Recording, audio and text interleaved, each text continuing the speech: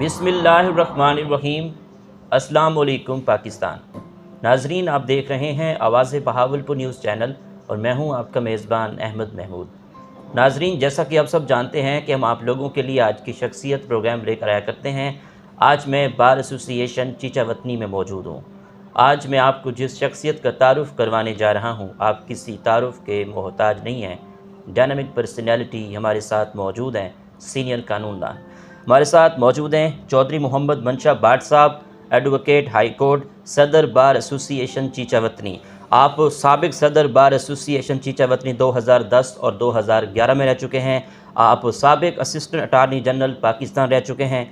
आप साबिक ticket holder Pakistan Peoples Party रह चुके हैं।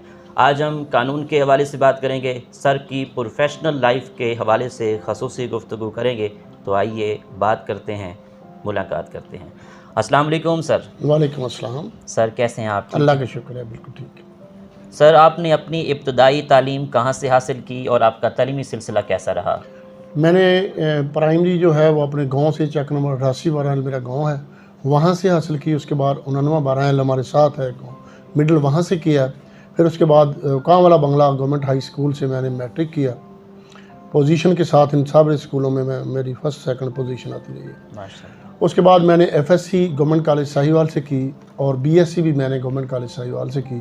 फिर लॉ की डिग्री मैंने पंजाब लॉ कॉलेज लाहौर से हासिल की। ठीक। और 95 में मैंने अपनी रेगुलर प्रैक्टिस जो है वो चीचावतनी बार एसोसिएशन में शुरू की। ठीक। जनाब, वकील बनने का शौक़ कैसे पैदा हुआ? आपको खुद शौक़ था या वालिद साहब ने कहा कि आपने वकील बनना है? चूँकि हमारा देहाती बैकग्राउंड था, कुछ इस किस्म की लिटिगेशन थी, मामला थे ऐसे, तो मेरे बाकी सारे कज़न जो है वो कोई एफएससी करके बीएससी का कोई मेडिकल में चला गया, कोई इंजीनियरिंग में चला गया। तो मेरी ये ड्यूटी फैमिली वालों ने लगा दी कि आपने लॉ करना, मसाइल बड़े हैं। तो इस वजह से मुझे लॉ में आना पड़ा। मैंने अपनी एमएससी फिज़िक्स छोड़ के लॉ में मैंने दाखिला लिया और लॉ किया। ठीक। माशाल्लाह, आप सीनियर कानूनदान हैं और इस बार के 3 दफ़ा सदर भी मुंतखब हो चुके हैं। आप क्या देखते हैं, एक अच्छे वकील में क्या खसूसियात होनी चाहिए? अच्छे वकील को पंक्चुअल होना चाहिए, ऑनेस्ट होना चाहिए, ईमानदारी से काम करना चाहिए और अपने क्लाइंटेज को जो है वो पूरे का पूरा टाइम देना चाहिए। आहिस्ता आहिस्ता जब ईमानदारी होती है तो अल्लाह बेहतरी कर देता है और काम जो है वो आ जाता है। हमारा देहाती बैकग्राउंड है, लोग यहाँ पे जानते हैं, हमें फैमिली वाइज भी जानते हैं। लोग यहाँ पे आते हैं, लोगों को पता है कि इन वकला के पास जाएंगे तो वहाँ पे कोई धोखा, फ्रॉड और गलत बयानी नहीं होगी। जो भी दोस्त अच्छे वकील बनना चाहते हैं, सबसे पहले उनको अपनी एजुकेशन पे तवज्जो देनी चाहिए, अपनी तालीम पे तवज्जो देनी चाहिए, अदालतों का एहतराम करना चाहिए, सीनियर का एहतराम करना चाहिए। जो अदब करता है वही हासिल करता है। ठीक। सर, एक वकील मुआशरे की इस्लाह के लिए क्या किरदार अदा कर सकता है? मेरे पॉइंट ऑफ व्यू से इस मुल्क को जिन लोगों ने अल्लाह की ज़ात के बाद इसको बनाया है वो वकला ही थे, जिनको तख़य्युल जिन्होंने दिया वो भी उलमा इकबाल थे, और जिन्होंने इस मुल्क को बनाया क़ायद आज़म मोहम्मद अली जनाब, बाकी जो लोग उनके साथ शामिल थे, अक्सरियत उनमें वकला की थी। और इस मुल्क को, जो कि दुनिया का सबसे बड़ा इस्लामी मुल्क था, 47 में आज़ाद करवाया और हमें दिया। लेकिन हमने जो इसका हशर करना शुरू कर दिया है वो हमारे लिए बाइसे नदामत है। वकला अगर सही तौर पे अपना काम करें, अपनी ड्यूटीज़ को समझें और वो समझें कि हम ऑफिसर ऑफ द कोर्ट हैं, हमारी ड्यूटी क्या है, हमने किस तरह लेके चलना माशरे को, तो इंशाअल्लाह अज़ीज़ वकला से बेहतर कोई काम नहीं कर सकता। मैं यहाँ पे मैंने देखा है कि कुछ डिपार्टमेंट्स ऐसे थे जो अपनी टाइमिंग इधर उधर डिस्टर्ब करते थे। मैंने उनको बताया कि आपने भाई इतने बजे कोर्ट में आना है, लोगों का वक्त भी ज़ाया होता है, वकला के वक्त भी ज़ाया होता है, आपने अपनी ड्यूटी पूरी की पूरी अंजाम देनी है। वकला से बेहतर इस मुल्क को कोई बेहतर नहीं चला सकता। वकला ही इसको बनाने वाले हैं और इंशाअल्लाह मेरा ये यकीन है कि वकला ही इसको जो है वो खूबसूरत बनाएंगे, अमन का गहवारा बनाएंगे और एक इस्लामी एटॉमिक पावर मुल्क जो है दुनिया का बेहतरीन मुल्क बन के उभरेगा। हमें लॉ पे, कानून पे पूरी तरह अमल दरामद करना चाहिए। ठीक।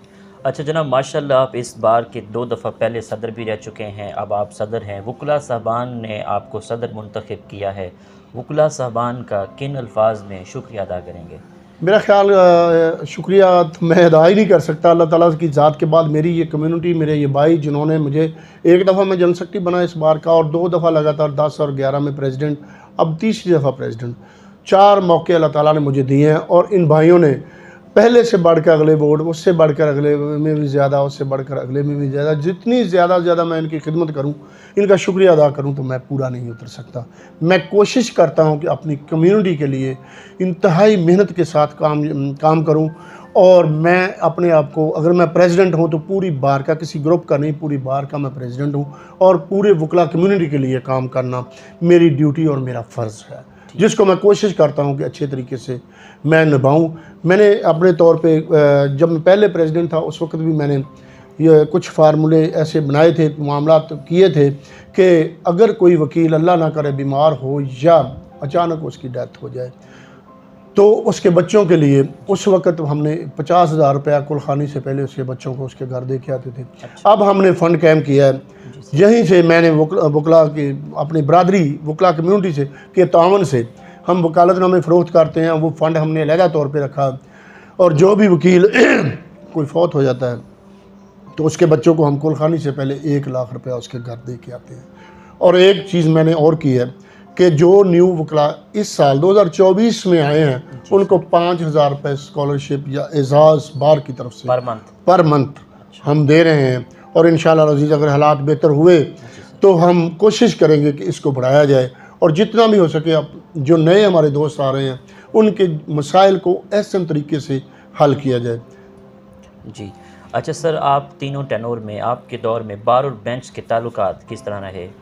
मेरे दौर में मैं कोशिश करता हूँ, जब हम इस दफ़ा इलेक्ट हुए तो हमने अपने जुडिशरी के साथ मीटिंग की तो एक ही उनको गुजारिश की थी कि हमने बिला वजह किसी काम में मुदाखलत नहीं करनी, क्योंकि मैं भी प्रोफेशनल वकील हूँ, मेरे साथ जनरल सेक्रेटरी साहब जो हैं वो भी प्रोफेशनल वकील हैं।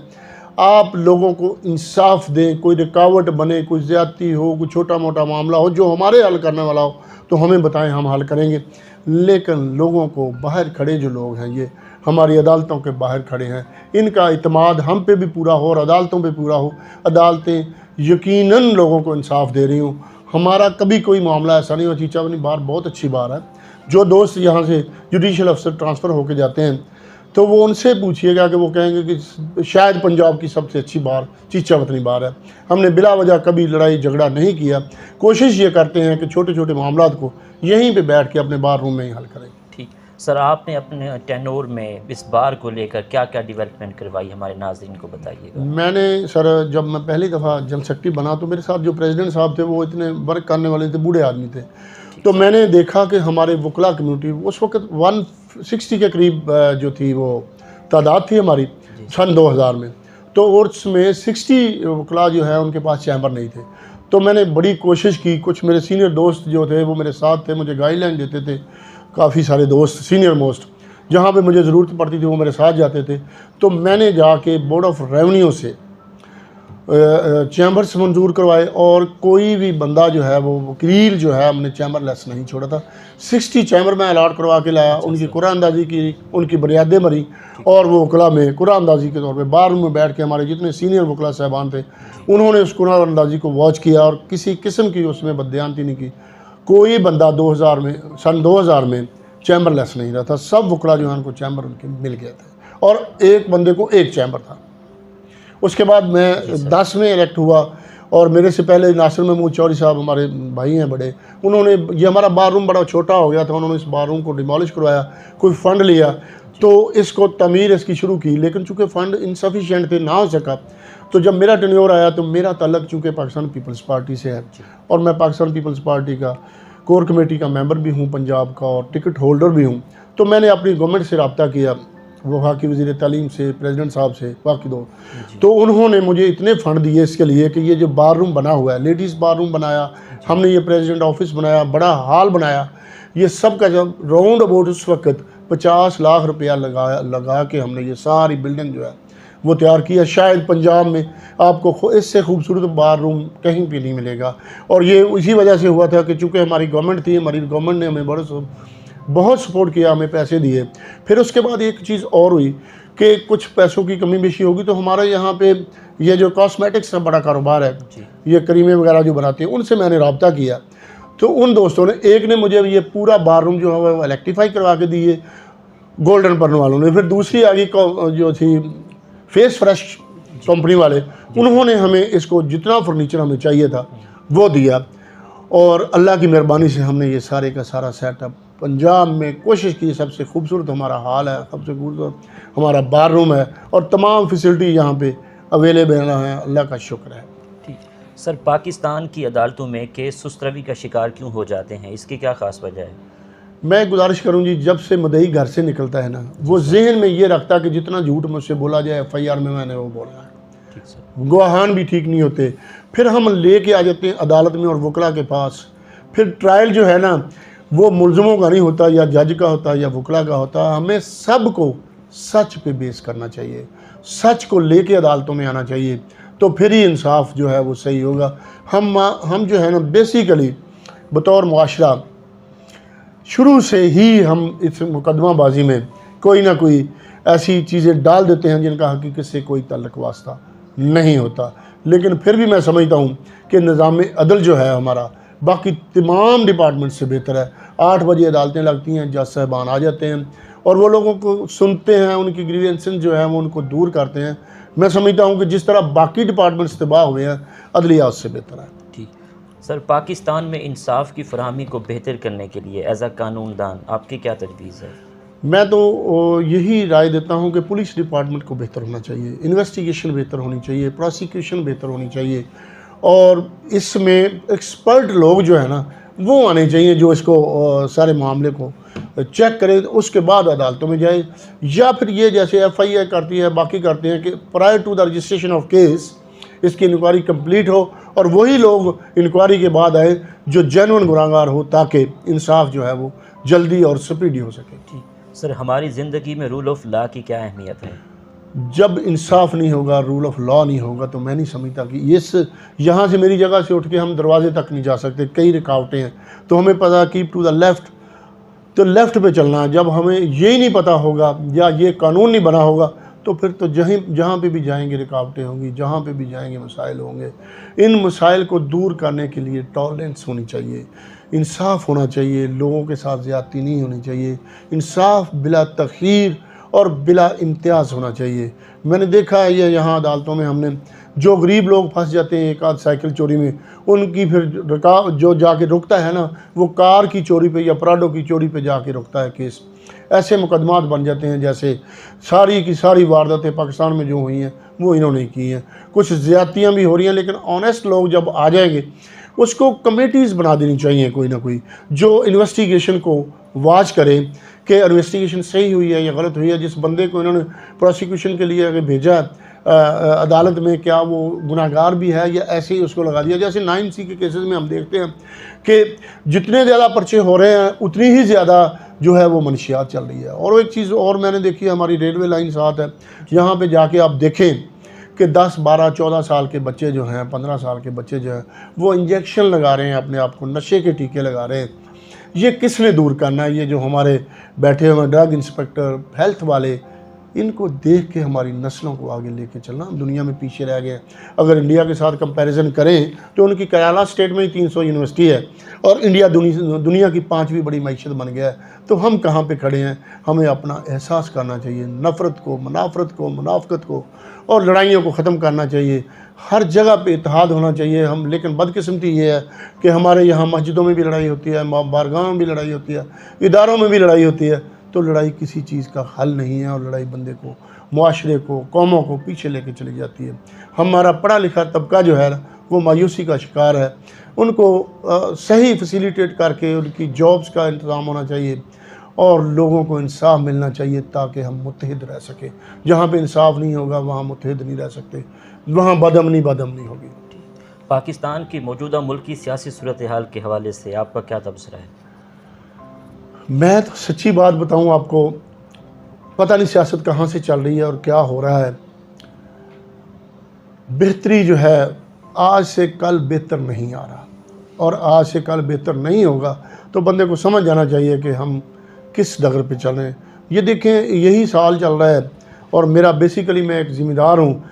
हमारी कोई फसल, किसी चीज़ का कोई रेट नहीं है। देखें, जहाँ से निकलेंगे तो गला मंडी बाहर है, रोड जो है उनके ऊपर, सड़कों के ऊपर इजनास पड़ी हुई हैं। जब ज़िम्मेदार मायूसी का शिकार हो जाएगा, यही देख लें कि अगर अगले साल गंदम काश्त नहीं होगी तो आप 25 करोड़ आवाम को रोटी नहीं दे सकें, ना सस्ता तंदूर कोई काम कर सकेगा, ना बाकी चीज़ें कर सकेंगी। आपने अगर मुल्क को लेके चलना है, मुल्क की बेहतरी के लेके चलना है, तो 70% रीढ़ की हड्डी जो है ज़िम्मेदार, उसको प्रमोट करें, उसकी इमदाद करें। वो ये नहीं कहता कि मुझे कुछ ज़कात दे दें, वो ये कहता है कि मुझे पेस्टिसाइड, फर्टिलाइज़र, सीड वगैरह सही दें, डीजल सही दें, ताकि मैं इस मुल्क के लिए कुछ ना कुछ कर सकूं। और हम सबको पता है, किसी को ये इसमें शक नहीं है कि एक शटांग दूध जेनुइन जो है वो एक बंदे को पाकिस्तान में नहीं मिल रहा है। सब 2 नंबर है, केमिकल का चल रहा है, लेकिन उसको रोकने की बजाय उसको प्रमोट किया जा रहा है और ज़िम्मेदार जो है उसको पीछे किया जा रहा है। और यही वजह है कि हॉस्पिटल हमारे भर गए हैं, खुराकें 2 नंबर आ गई हैं, कोई किसी को देखने वाला नहीं। फूड अथॉरिटी है, वो फूड अथॉरिटी वाले भी अपनी तनख्वाहें लेते हैं, उनसे पैसे लेके इधर उधर हो जाते हैं। मैं नहीं समझता कि हमारी ये कैंटीन की भी चाय हमें सही मिल रही है, नहीं, सब गलत हो रहा है सिस्टम। एहसास पैदा करें बतौर मुसलमान, जिसने मिलावट की वो हम में से नहीं, जिसने झूठ बोला वो भी नहीं। ये सारी चीज़ों को लेकर चलें, प्रमोट करें और इन सब को इस चीज़ की प्रीच समझें, तबलीग समझें करें, ताकि मुल्क और कौम और बीइंग मुस्लिम हम बेहतर हो सके। कल का एक अखबार का पेज था, वहाँ पे लिखा गया था कि एक बाप ने अपनी 15 दिन की बेटी को ज़िंदा दरगोर कर दिया। तो भाई ये हम समझते हैं कि इस्लाम से पहले थे, अब भी यही चल रहा है सिलसिला। इन चीज़ों को रोकना पड़ेगा, इंसाफ देना पड़ेगा लोगों को। ठीक सर, आप पाकिस्तान पीपल्स पार्टी से आपका ताल्लुक़ है, तो सदर पाकिस्तान आसिफ अली जरदारी साहब की लीडरशिप को किस तरह देख रहे हैं? देखिए जी, सदर पाकिस्तान आसिफ अली जरदारी, यार बैक हिस्ट्री में थोड़ा सा मैं जाता हूँ जी सर, कि जुल्फ़िकार अली भुट्टो के आने से पहले आपके मुल्क में किसी का कोई शनाख्ती कार्ड नहीं था, कोई नेशनल डाटाबेस नहीं था। जुल्फ़िकार अली भुट्टो आए हैं, उन्होंने आके आपको शनाख्त दी, शनाख्ती कार्ड बनाया। सबसे पहला नंबर 1 शनाख्ती कार्ड जुल्फ़िकार अली भुट्टो का है। उसके बाद यहाँ पे हम बैठे हैं वकला community, Pakistan bar council act बनाया, बाकी चीज़ें बनाई, और ये वकला को जो इज़्ज़त, जो प्रमोशन मिली है वो भी जुल्फ़िकार अली भुट्टो की एफ़र्ट से ही मिली है। हमें लाइसेंसिंग अथॉरिटी, हमारी बार काउंसिल्स को बनाया, बार काउंसिल को उन्होंने इस्टेब्लिश किया, इलेक्शन हुए, उनको लाइसेंसिंग अथॉरिटी बनाया। पहले हमारी लाइसेंसिंग अथॉरिटी जज थे, और जजेस, जिन जजेस के सामने हमने बोलना वो लाइसेंसिंग अथॉरिटी, तो हम तो वहाँ पे बोल ही नहीं सकते। उन्होंने ये किया। आसिफ अली जरदारी साहब ने ये कहते हैं, लेकिन उसका यही काम बढ़ा है कि पाकिस्तान खप्पे, जब बेनज़ीर मर्डर किया गया उसका, अगर वो आसरा ना करते, खप्पे का नारा ना लगाते, तो ये मुल्क के कई टुकड़े हो जाते।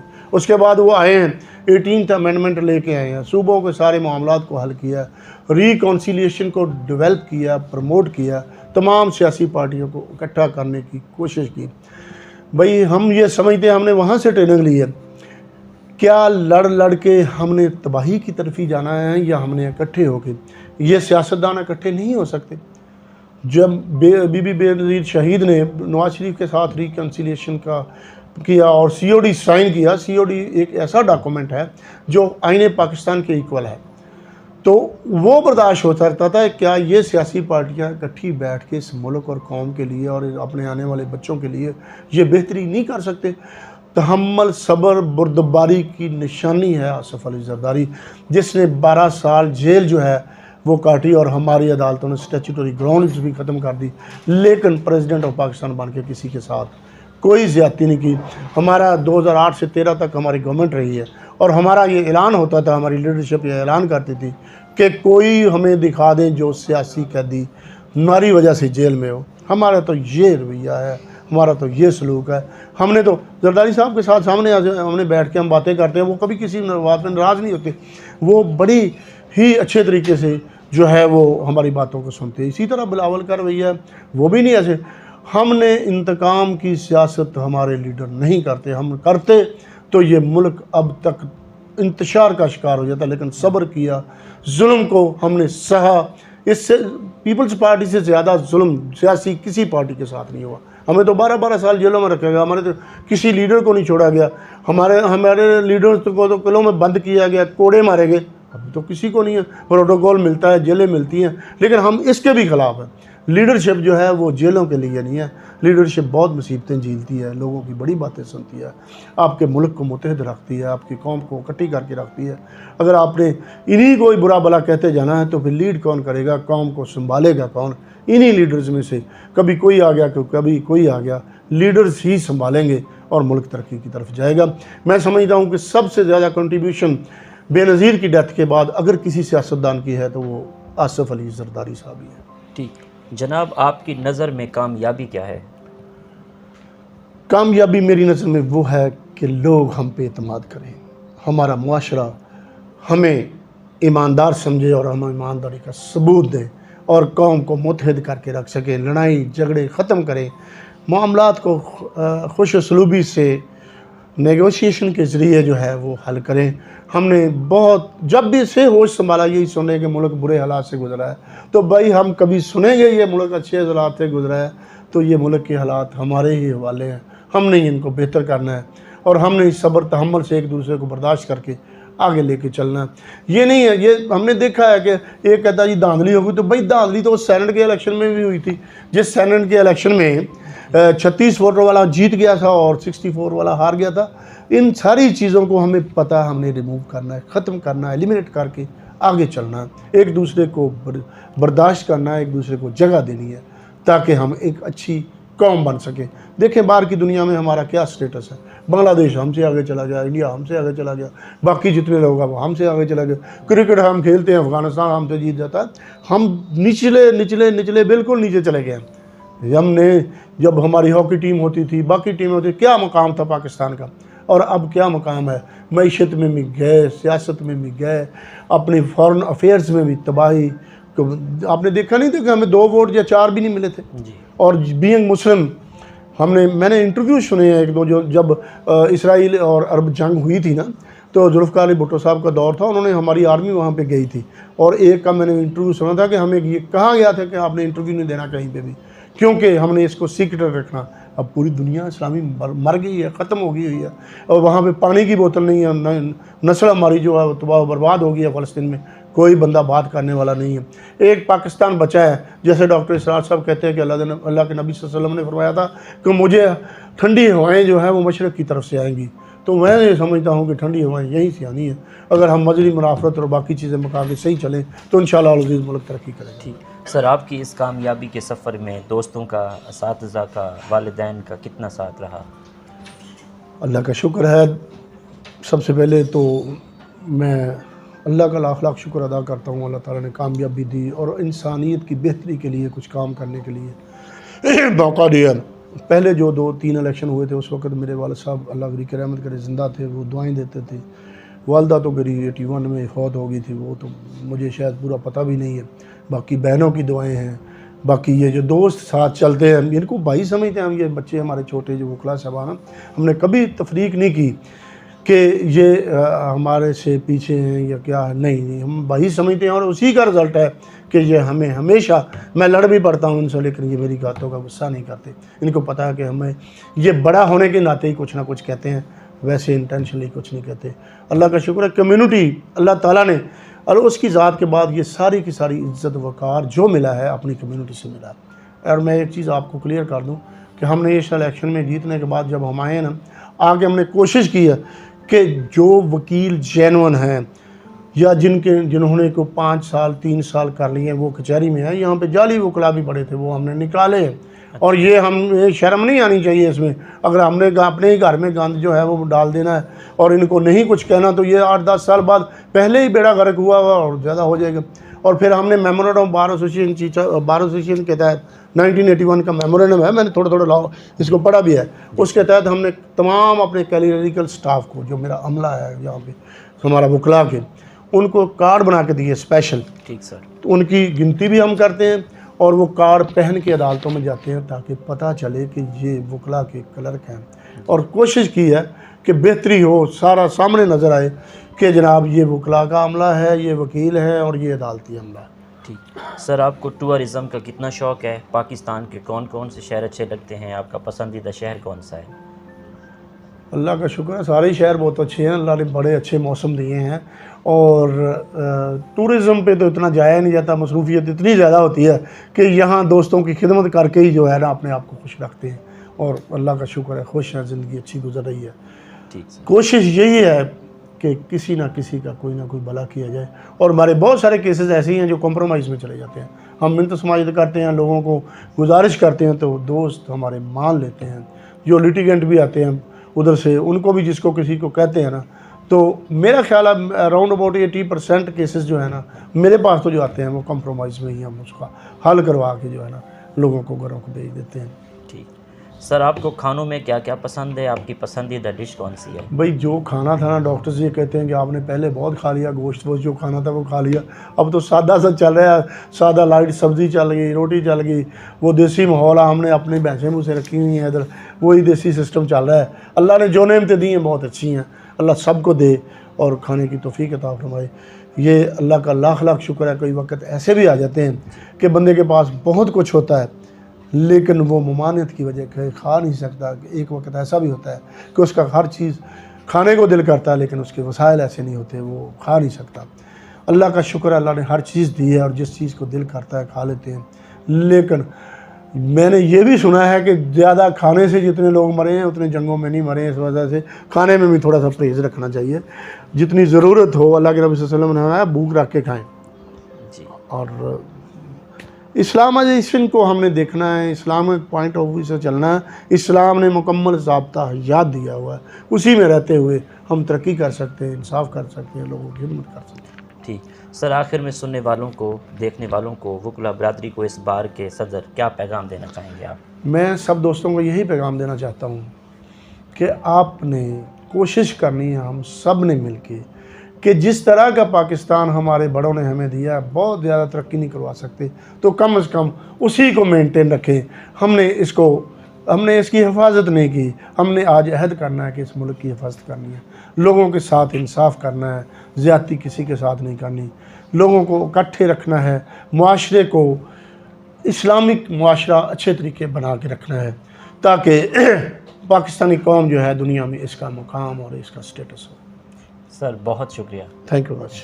जी तो नाजरीन, आपने आज की शख्सियत प्रोग्राम सुना। एक नए प्रोग्राम में मुलाकात होगी, तब तक अल्लाह हाफिज़, अल्लाह निगहबान, पाकिस्तान जिंदाबाद। Thank you much.